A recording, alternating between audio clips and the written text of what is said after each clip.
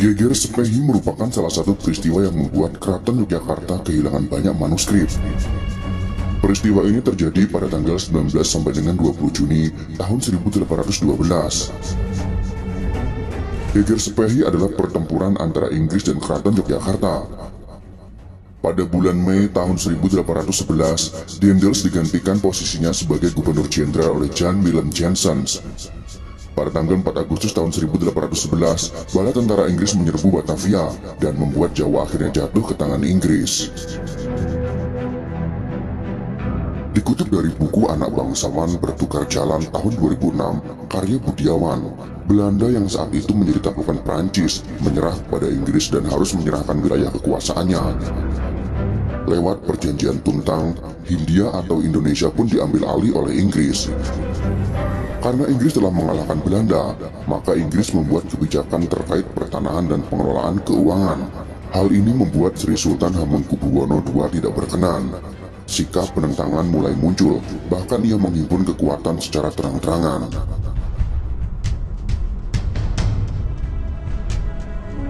Bagi Sultan, Belanda maupun Inggris sama-sama bangsa asing yang ingin menginjak-injak dan menguasai bumi Mataram. Terlebih lagi, sikap orang-orang Inggris cenderung arogan dan kurang bisa menghargai tradisi keraton saat menemui Hamengkubuwono II di Keraton Yogyakarta. Secara diam-diam, Pakubuwono IV dari Kesunanan Surakarta memberikan dukungan kepada Hamengkubuwono II untuk menghadapi Inggris. Di sisi lain, Inggris mendapatkan bantuan dari keluarga dinasti Mataram lainnya, yakni Kadipaten Mangkunegaran yang merupakan pecahan Kesunanan Surakarta. Selain itu, Inggris juga didukung Pangeran Natakusuma. Orang ini adalah putra Hamengkubuwono I atau paman dari Hamengkubuwono II. Pangeran Natakusuma sudah sejak lama sering berselisih dengan keponakannya itu.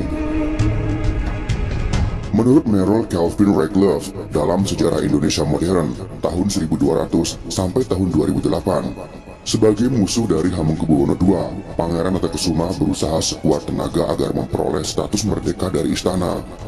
Itulah alasan mengapa Natakusuma bersedia membantu Inggris. Inggris mengerahkan tidak kurang dari 1.200 orang prajurit berkebangsaan Eropa, ditambah 100 sepoi dari India. Selain itu, bantuan juga datang dari Kadipaten Mangkunegaran di Surakarta. Adipati Mangkunegara II memerintahkan Pangeran Prangwedana membagi 800 orang prajurit menuju Yogyakarta. Pada tanggal 17 Juni tahun 1812 malam, pasukan Inggris memasuki Yogyakarta. Namun pasukan Yogyakarta berhasil melukai dan menghalangi bala tentara Inggris. Keesokan harinya Inggris mengirim utusan untuk bernegosiasi dengan Sri Sultan Hamengkubuwono II, namun utusan tersebut ditolak. Sekembalinya utusan tersebut ke pasukan Inggris, api peperangan pun mulai berkobar. Tembakan meriam terdengar dari arah Keraton Yogyakarta, menandakan sikap tidak mau kompromi dari Sri Sultan Hamengkubuwono II tersebut. Situasi keraton kala itu digambarkan oleh Mayor William Thorne, seorang prajurit yang tergabung dalam pasukan Inggris sebagai benteng pertahanan yang kokoh. Di sekeliling keraton terdapat parit-parit lebar dan dalam, dengan jembatan yang bisa diangkat sebagai pintu akses masuknya. Terdapat pula beberapa bastion tebal yang dilengkapi dengan meriam. Tembok-tembok tebal yang mengelilingi halaman-halaman istana dilengkapi dengan prajurit bersenjata. Pintu utama menuju keraton juga dilengkapi dengan 2 baris meriam. William Thorne mencatat setidaknya ada 17.000 prajurit dan ratusan warga bersenjata tersebar di kampung-kampung mempertahankan wilayah Yogyakarta. Serangan-serangan kecil terus berlangsung hingga tanggal 19 Juni tahun 1812 pukul 9 malam. Setelah itu kondisi Yogyakarta kembali senyap. Tanpa ampun, pasukan gabungan Inggris menghujani istana dengan meriam dan peluru. Angkatan perang Kesultanan Yogyakarta telah kehabisan amunisi dan energi. Menurut Thorne, benteng ini hanya sedikit meninggalkan bubuk mesiu dari pabrik mesiu lawas tinggalan Belanda. Sangat buruk ungkapnya. Sehingga tembakan kami ibarat hanya menghibur musuh. Bantuan yang diharapkan dari Kesunanan Surakarta tidak kunjung datang. Pakubuwono IV ternyata tidak berbuat apa-apa, kecuali hanya menempatkan pasukannya di seberang jalur-jalur komunikasi Inggris. Dini hari pada tanggal 20 Juli tahun 1812, meriam-meriam Inggris kembali ditembakkan. Serangan meriam ini mengarah ke alun-alun utara, tepat ke arah pintu masuk keraton. Serangan besar-besaran kemudian menyusul pada pukul 5 pagi. Pasukan Inggris yang terdiri dari tentara Eropa dan pasukan sepoi India dibantu pasukan dari Legium Mangkunegaran menyerang Keraton Yogyakarta. Kekuatan utama serangan pasukan Inggris diarahkan ke sisi timur Laut Benteng. Dalam Babad Sepehi disebutkan bahwa bagian ini tidaklah terjaga ketat. Serangan tidak berjalan terlalu lama, hanya beberapa jam saja sudut benteng ini runtuh dengan diawali meledaknya meriam dan gudang mesiu. Sekitar pukul 8 pagi, benteng benar-benar jatuh ke tangan pasukan Inggris. Segera setelah benteng ini direbut, pasukan sepoi mengarahkan seluruh meriam ke arah Keraton Yogyakarta. Serangan ini kemudian disusul dengan masuknya pasukan dari arah gerbang atau Pelengkung Nirbaya yang berhasil dikuasai. Sri Sultan Hamengkubuwono II kemudian menyerah ketika pasukan Inggris berhasil masuk ke pelataran Sri Manganti, dan akhirnya Yogyakarta pun menyerah. Hamengkubuwono II dipaksa menyepakati perjanjian yang disodorkan Inggris. Salah satu isinya adalah Kesultanan Yogyakarta wajib menyerahkan sebagian wilayahnya kepada Pangeran Natakesuma. Inilah yang kemudian menjadi Kadipaten Paku Alaman. Setelah menduduki Keraton Yogyakarta pada pertengahan tahun 1812, Inggris dan pasukannya menjarah isi istana. Sejumlah besar uang dan harta diambil. Perpustakaan yang menyimpan berbagai koleksi manuskrip, kitab-kitab lama, foto-foto langka, karya-karya pujangga, serta bermacam arsip dan buku-buku berharga turut dirampas.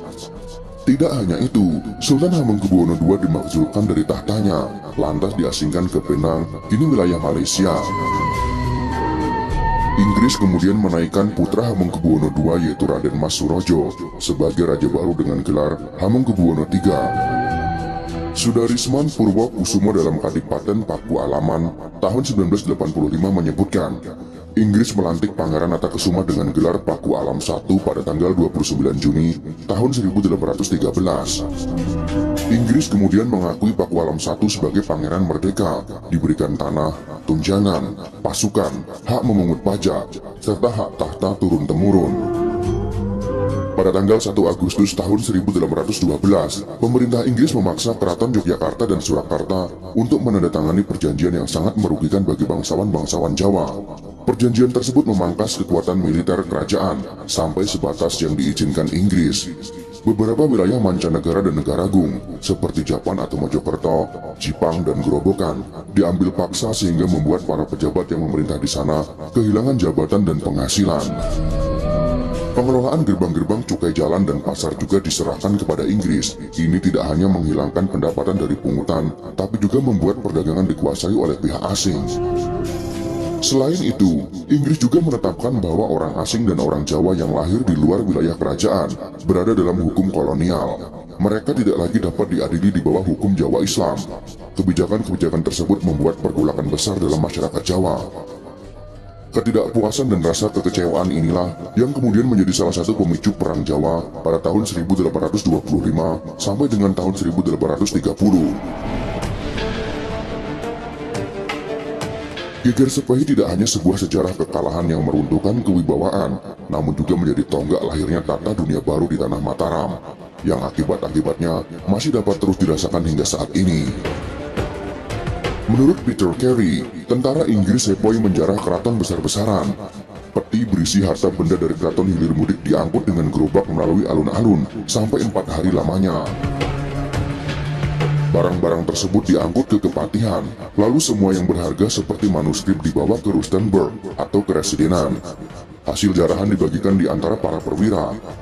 Peter Carey pun menyebut Inggris sebagai pencuri aset Indonesia nomor wahid. Bahkan penjarahan dilakukan pada korban yang dihabisi secara brutal. Sebagaimana terungkap dalam Babad Beda ing Ngayogyakarta tahun 1816, karya Pangeran Panular, putra Sultan Hamengkubuwono I dari istri Selir. Dalam babad itu disebutkan bahwa Pangeran Sumodiningrat, keturunan Sultan pertama dan Panglima Pasukan Yogyakarta, dibunuh pasukan yang dipimpin oleh John Jeans, Sekretaris Keresidenan Yogyakarta. Pakaian Sumodiningrat dilucuti dan badannya dimutilasi, lehernya ditebas. Anak buah John Jeans lalu memereteli semua pakaian dan perhiasan yang dipakai Sumodiningrat, kata Peter Carey. Itulah peristiwa Geger Sepehi yang sangat merugikan Keraton Yogyakarta, karena banyak manuskrip dan barang-barang penting di keraton yang dibawa oleh Inggris.